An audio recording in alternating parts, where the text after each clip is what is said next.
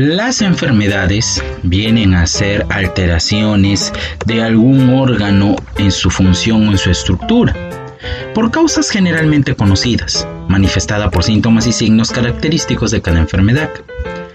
Se clasifican por su rapidez con la que aparecen, por su origen o por su frecuencia. En estas últimas enfermedades encontramos a las enfermedades del tipo pandémicas, aquellas que tienen propagación a nivel mundial. Precisamente hay una enfermedad pandémica que nos tiene en jaque. Por este motivo, en este video conoceremos más sobre enfermedades, vectores y reservorios. Luchito Urupeque presenta Pandemia y enfermedades.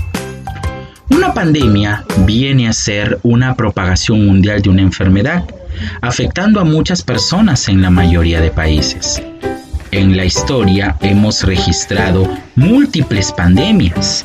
Entre las más importantes está la plaga de Atenas durante la guerra del Peloponeso, la peste negra en Europa que mató a 20 millones de europeos, el caso del cólera o la gripe española que apareció en 1918, tenemos el VIH-Sida en la década de los 80, entre las recientes la gripe porcina o AH1N1 y la pandemia del COVID-19, que apareció a finales del año pasado en la ciudad de Wuhan, provocada por el virus SARS-CoV-2.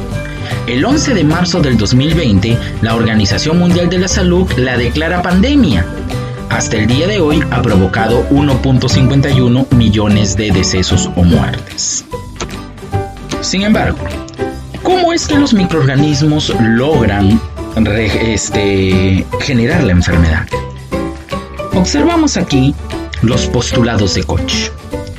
Koch hace una serie de experimentos para formular la teoría microbiana de la enfermedad, en la cual logra establecer el papel del microorganismo como agente causal, observando los siguientes postulados. Primer postulado, que el germen al cual se le indica como el agente causal debe encontrarse siempre en individuos enfermos y ausente en individuos sanos.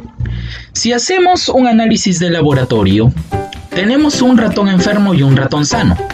Del ratón enfermo le extraemos sangre y al observarle en el microscopio encontramos al patógeno sospechoso. En cambio, del ratón sano al extraerle sangre no encontramos al patógeno sospechoso. Ese es el primer postulado. Segundo postulado, el patógeno debe cultivarse en estado puro y mantenerse en traspasos sucesivos en el laboratorio.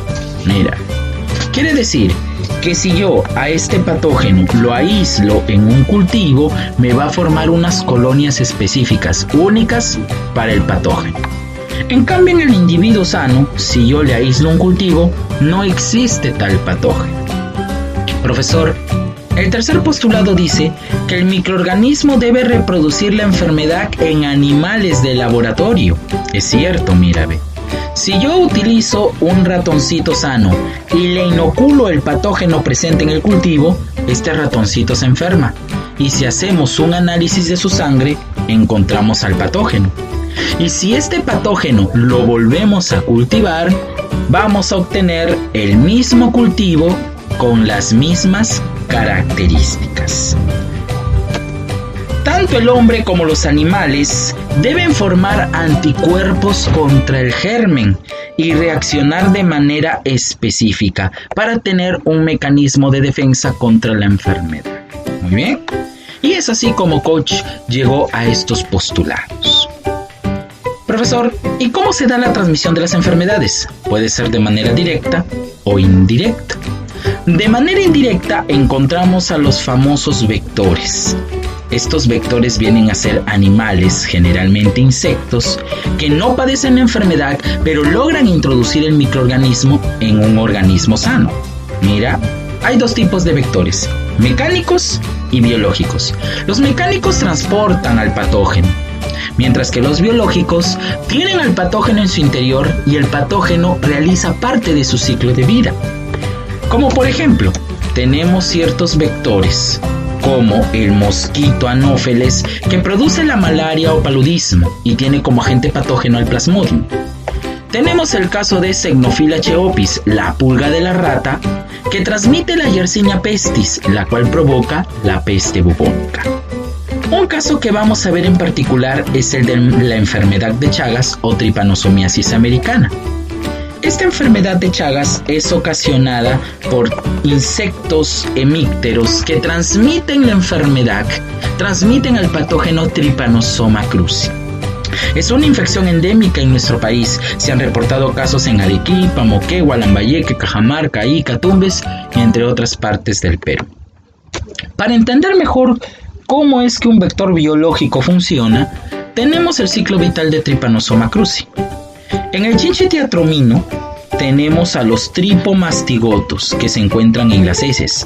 Cuando el animal pica a la persona, las heces logran ingresar a través de la picadura.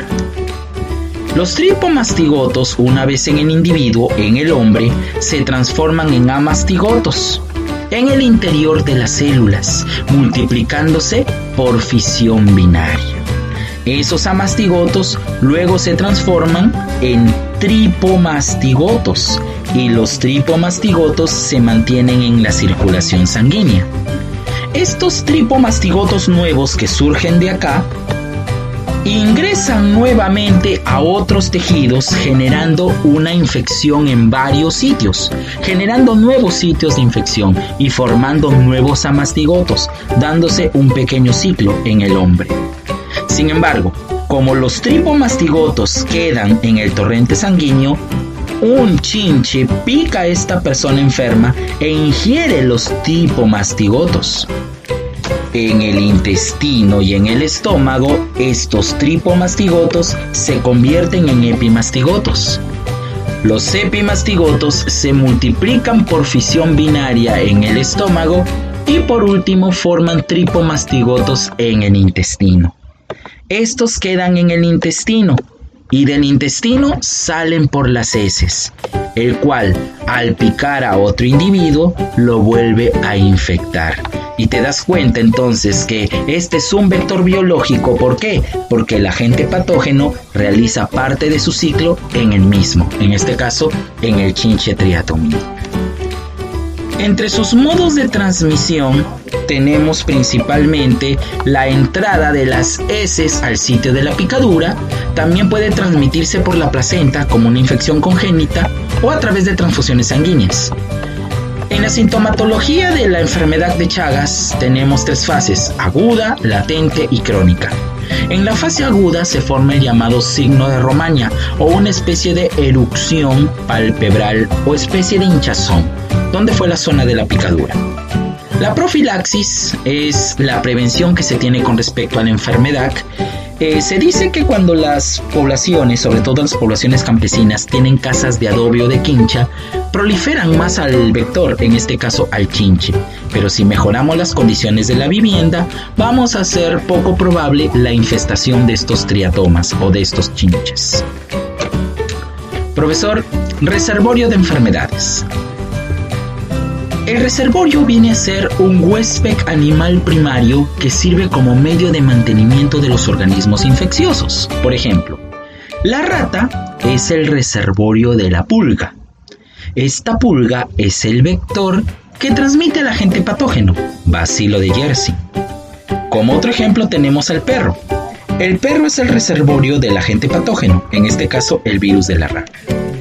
En el caso del SARS-CoV-2, el reservorio no está bien definido, pero hay estudios como los realizados por Christian Andersen, publicados en Nature Medicine, los cuales se centran en el dominio de unión al receptor, o conocido por sus iniciales en inglés como RBD. El SARS-CoV-2 presenta este RBD precisamente en la proteína S o proteína Spike. Este dominio está optimizado para unirse con el receptor AC2 de las células humanas.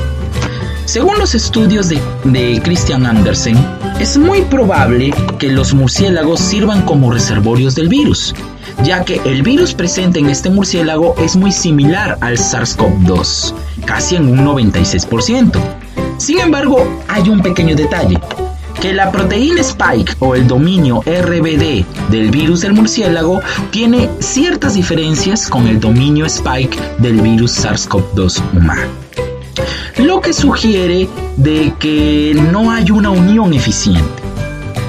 En el caso de los pangolines, se encontró que el coronavirus del pangolín es similar al humano en su dominio RBD, lo que indica que la proteína Spike del SARS-CoV-2 es el resultado de una selección natural. O sea, se piensa de que este virus empezó a saltar de animal en animal y que en el pangolín presentó una modificación o evolución en su proteína Spike. Este hallazgo sugiere que los pangolines sean un huésped intermediario, pero se esperan estudios adicionales para confirmarlo. Otro escenario posible del reservorio del SARS-CoV-2 es la selección natural en humanos, ya que después de la transmisión zoonótica, o sea, que del animal pasó al humano, dentro del humano el virus siguió siendo no patógeno, pero dentro del humano evolucionó hasta convertirse en patógeno y provocar la enfermedad. Tener en cuenta que se han hallado casos de contagios en animales domésticos y salvajes, por ejemplo, en perros, en gatos, en hámsters, en tigres, en leones, también en bisones.